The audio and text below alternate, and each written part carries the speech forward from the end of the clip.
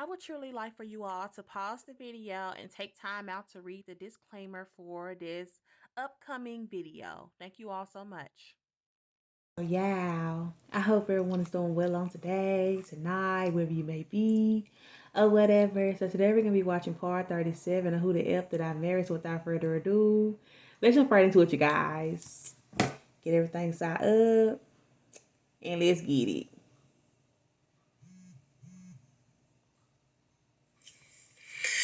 Part 37, Who the Fuck Did I Marry?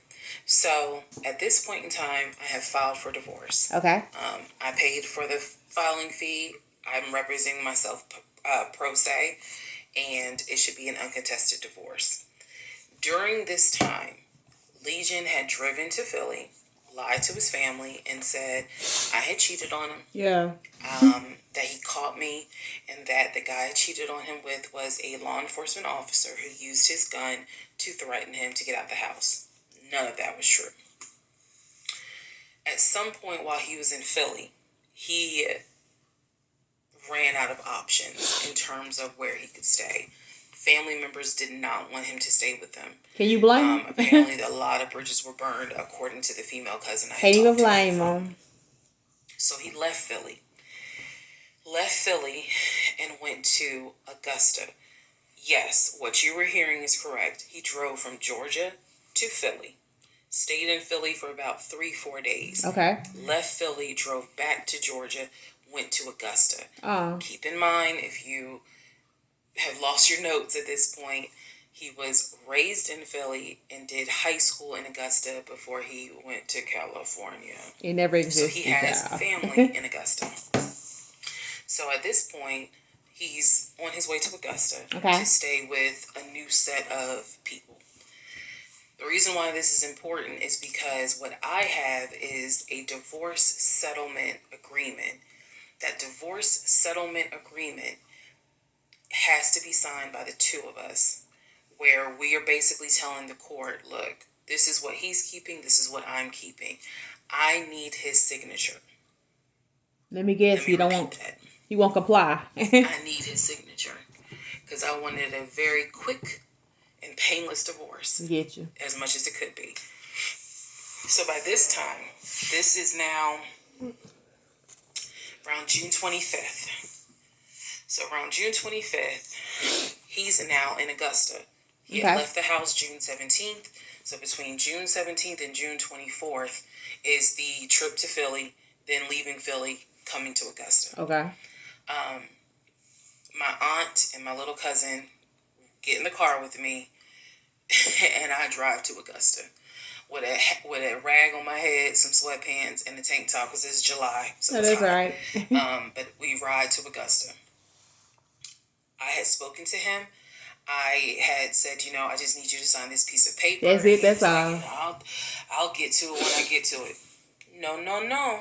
We're going to get to it as quickly as possible. No, that's right. So that means I got to drive to Augusta tomorrow morning at 7 o'clock. I'm going to do that. No, because that's I need right. that signature. I ain't telling this. This was my attitude.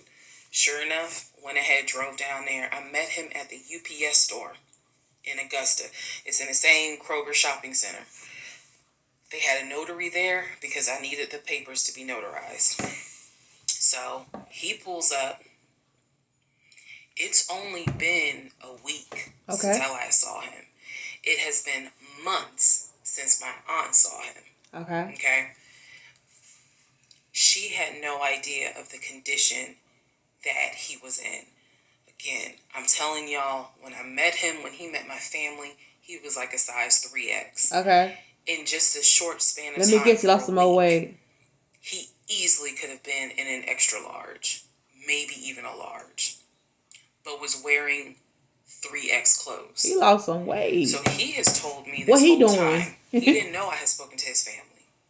Okay? Right? Need to put that in there. He did not know I had spoken to his cousin. So he was telling me that he had a place to stay. He was staying with some family members, and everything was cool. He told me he was going back to Augusta. Man, that man probably staying with his next victim, gal. Because he had a job.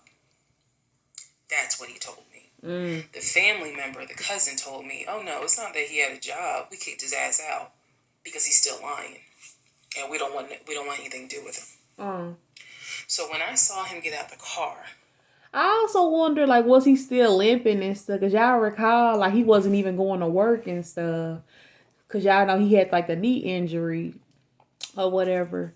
So I just wonder, is he still limping around and stuff like he was when he was with her a week ago?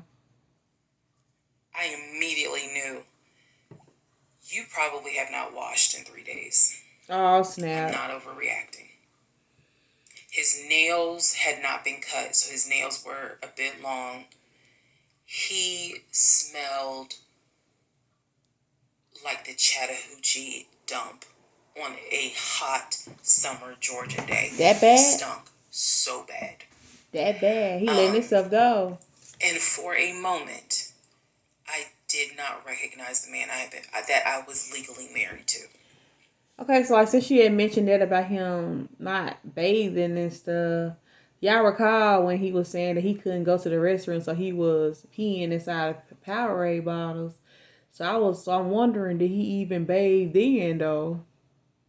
Like, cause he was making it seem like he wasn't able to get up at all. So it probably was the exact same condition he was in then, like that he like basically like what he's going through now, I guess. I did not recognize him. He almost looked, what's the word? Emaciated?